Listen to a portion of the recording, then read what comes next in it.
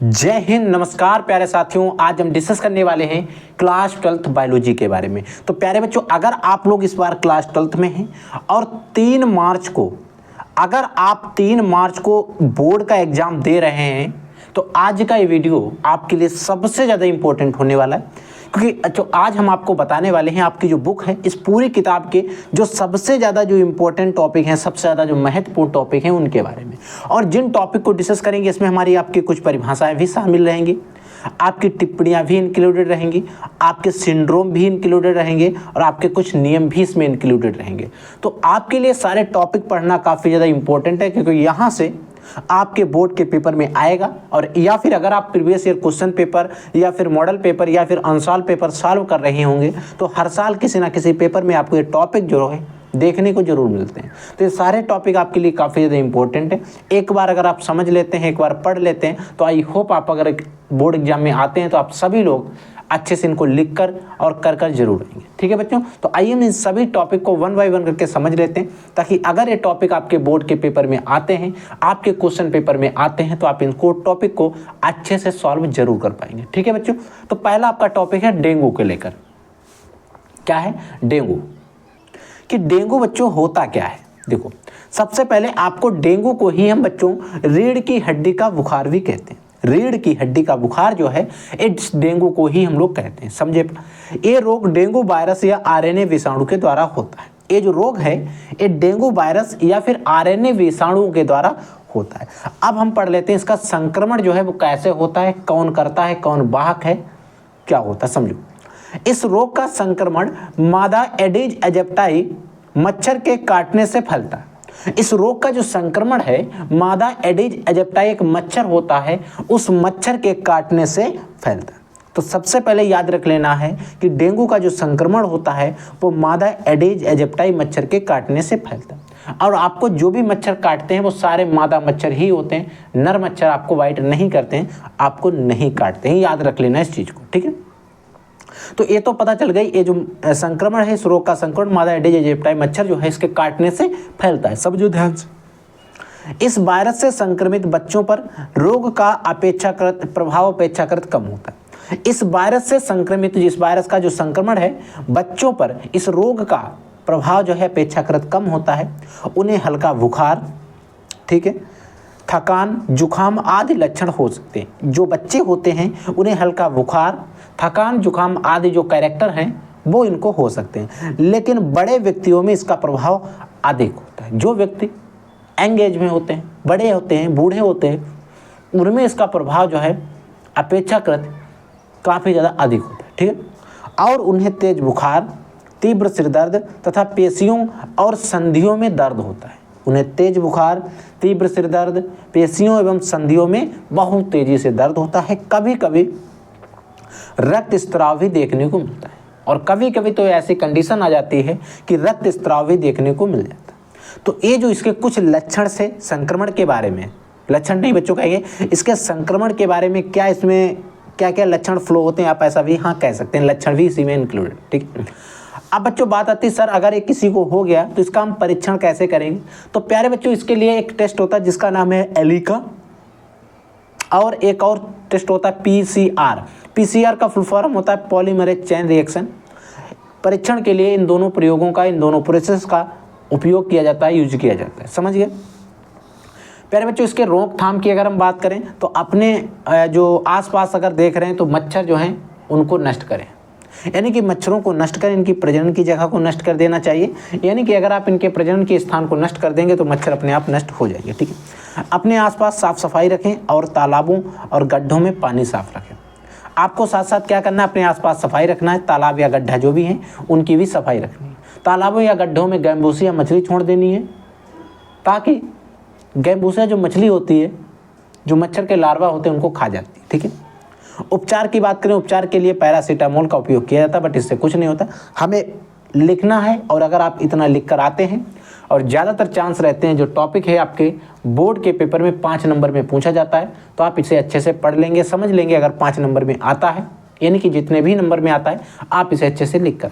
ठीक है प्यारे बच्चों, अगला टॉपिक देखो। अगला टॉपिक है दैहिक गुणसूत्र। जो हमारे देह का निर्माण करने वाले गुणसूत्र होते हैं, जो 44 गुणसूत्र होते हैं, या जिनको हम 22 जोड़ी गुणसूत्र कह सकते हैं, उनमें व्यतिकरण से उत्पन्न होने वाले रोग, उसमें कमी या ज़्यादा से होने वाले जो रोग हैं उनके बारे में। तो प्यारे बच्चों, सबसे पहले हम पढ़ेंगे डाउन सिंड्रोम। एक सिंड्रोम होता है जिसका नाम होता है डाउन सिंड्रोम। इस सिंड्रोम के बारे में पढ़ेंगे। इससे रिलेटेड जो ऑब्जेक्टिव क्वेश्चन या अतिलघुत्तरी क्वेश्चन बन सकते हैं उनको भी समझेंगे और आपको पूरा समझाने का प्रयास करेंगे, ताकि डाउन सिंड्रोम पर अगर क्वेश्चन आता है, कोई भी क्वेश्चन कैसा भी किसी भी प्रकार से पूछा जाता है, तो आप उसे अच्छे से सॉल्व कर लें। ठीक है, समझो ध्यान से। डाउन सिंड्रोम की खोज जॉन लैकडॉन डाउन ने की थी। डाउन सिंड्रोम जो था, इसकी खोज जॉन लैकडॉन डाउन ने की थी। ये सिंड्रोम गुणसूत्रों की 21वीं जोड़ी पर ट्राइसोमी के कारण उत्पन्न होता है। ये जो गुणसूत्र है, ये सिंड्रोम है। एक गुणसूत्र जो हमारे होते हैं, 22 जोड़ी गुणसूत्र होते हैं, और 22 जोड़ी को अगर हम नंबर में काउंट करेंगे तो 44 गुणसूत्र होते हैं। तो 22 जोड़ी गुणसूत्र होते हैं, उसमें 21वीं जोड़ी पर ट्राइसोमी का मतलब होता है एक एक्स्ट्रा गुणसूत्र, 2 होते हैं वहां पर ट्राई पाया जाता है, यानी कि 2 गुणसूत्रों का समुच्चय होता है, उसमें एक गुणसूत्र एक्स्ट्रा आ जाता है, यानी कि 2 की जगह पर 3 हो जाते हैं, यानी कि ट्राइसोमी के कारण उत्पन्न होता है। और इसमें गुणसूत्रों की संख्या 46 नॉर्मल होती है। तो उस व्यक्ति के अंदर नंबर ऑफ क्रोमोसोम, गुणसूत्रों की संख्या अगर आप काउंट करेंगे तो 47 मिलेगी। अगर जिस व्यक्ति को डाउन सिंड्रोम रहेगा, उस व्यक्ति में गुणसूत्र यानी कि क्रोमोसोम की संख्या कितनी रहेगी? 47 रहती, 47 रहती। ठीक है, अब यहाँ से बच्चों ऑब्जेक्टिव या फिर बहुविकल्पी क्वेश्चन कैसे बन सकते, अतिलघुत्तरी क्वेश्चन कैसे बन सकते हैं। पहला क्वेश्चन यही पूछा जा सकता है कि डाउन सिंड्रोम की खोज किसने की, तो डाउन सिंड्रोम की खोज के बारे में।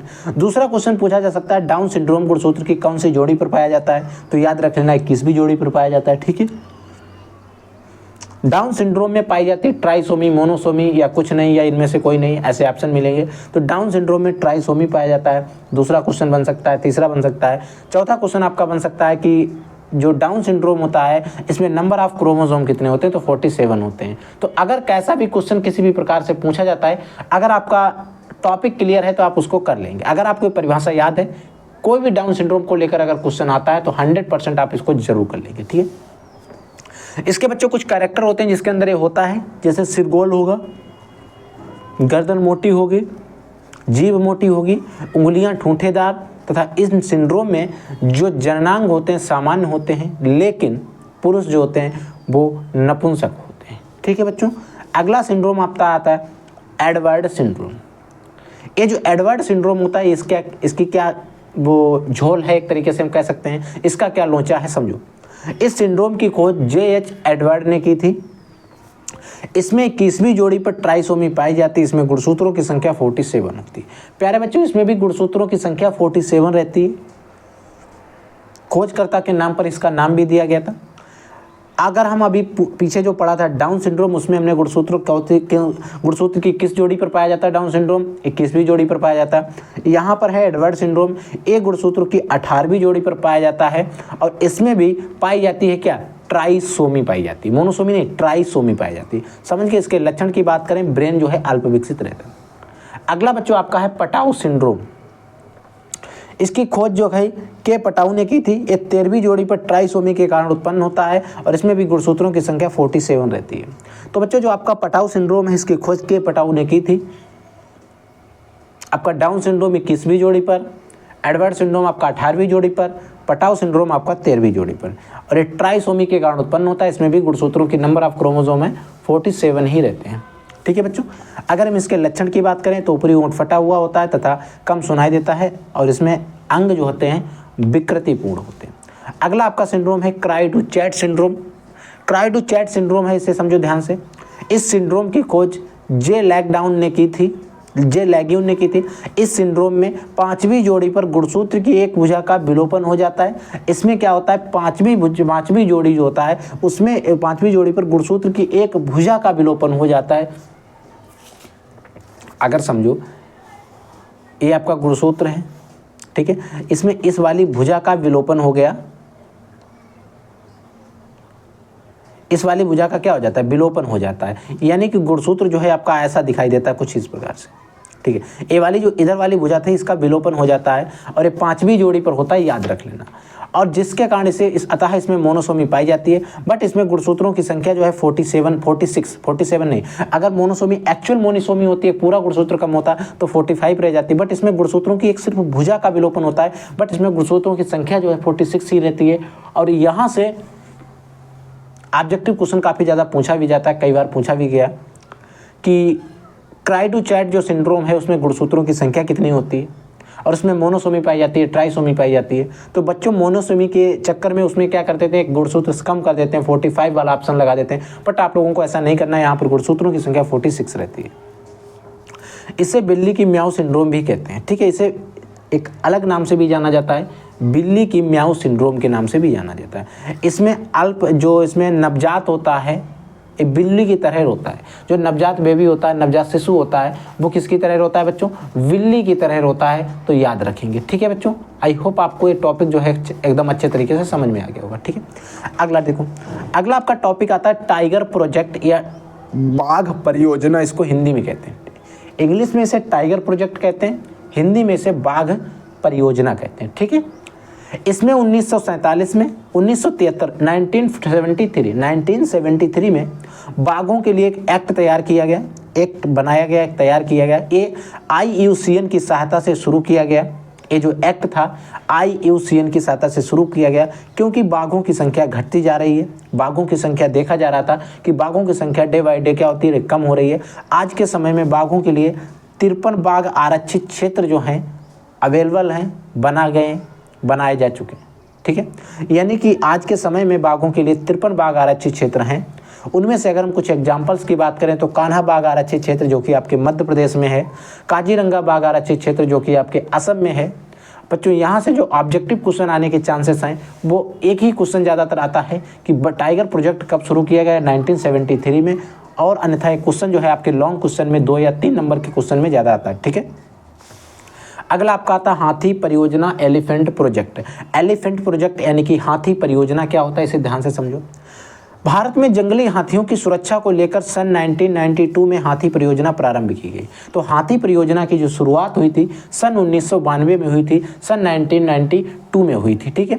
इस परियोजना के अंतर्गत कुल 30 हाथी आरक्षित क्षेत्र बनाने का, स्थापित करने का प्रावधान है। इसमें 30 हाथी आरक्षित क्षेत्र जो हैं वो स्थापित करने का प्रावधान था, यानी कि वो एक टारगेट था, ऐसा भी आप कह सकते हैं। जैसे इसमें एक आता स्याला हाथी आरक्षित क्षेत्र जो कि आपके आंध्र प्रदेश में है, मैसूर हाथी आरक्षित क्षेत्र जो कि आपके कर्नाटका में है।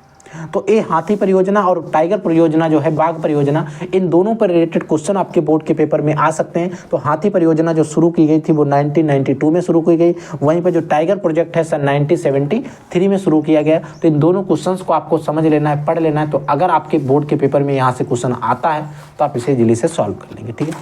अगला है बच्चों मानव व कपि में अंतर क्या होता है। देखो, मानव और कपि में अंतर को लेकर भी बोर्ड, अगर आप प्रीवियस ईयर क्वेश्चन पेपर या अनसॉल्व पेपर देख रहे होंगे तो कई बार क्वेश्चन जो है पूछा जा चुका है। कब पूछा गया, जब ये सिलेबस में था। 1 से 2 साल में देखा जा रहा है सिलेबस में नहीं था, तो इस बार आपके सिलेबस में इंक्लूडेड हुआ है। तो ये टॉपिक भी आपको तैयार करना है, क्योंकि अगर क्वेश्चन आ जाता है तो आप इसे भी करके आएंगे, ठीक। देखो, मानव जो है वो स्थलीय वास करते हैं। जो कपि थे, इससे पुराने वाले जो जातियां थीं, वो प्रमुख रूप से वृक्षाश्रयी वास करते थे, वृक्षों पर वास करते थे, वृक्षों पर निवास करते थे, ठीक है। दूसरा, उसमें कम बाल होते हैं। हम लोगों के अंदर शरीर में सीमित भागों पर ही बाल होते हैं। बट जो आपके कपि थे उनमें अधिक बाल और पूरे शरीर पर एकदम घने बाल थे, ठीक है। अधिक यानी कि ज़्यादातर घने भी थे और पूरे शरीर पर बाल थे। अगर आप पिक्चर वगैरह देखेंगे मोबाइल पे लगा के कि कपि की, पिक्चर ऑफ कपि की आप देखेंगे तो आपको वहाँ पर दिखाई देगा। ऊपरी जो ओंठ है ऊपर की ओर घूमे हुए, ऊपरी ओंठ पर मध्यवर्ती खांच। हम लोगों के अंदर आप देखते हैं हमारे जो ऊपरी ओंठ, जो बाहरी ओंठ होते हैं, ओंठ जो होते हैं वो बाहर की ओर घूमे हुए होते हैं, ऊपर वाला ऊपर की तरफ, नीचे वाला नीचे की तरफ, और उनके मध्यवर्ती में खांच होती है, ठीक है।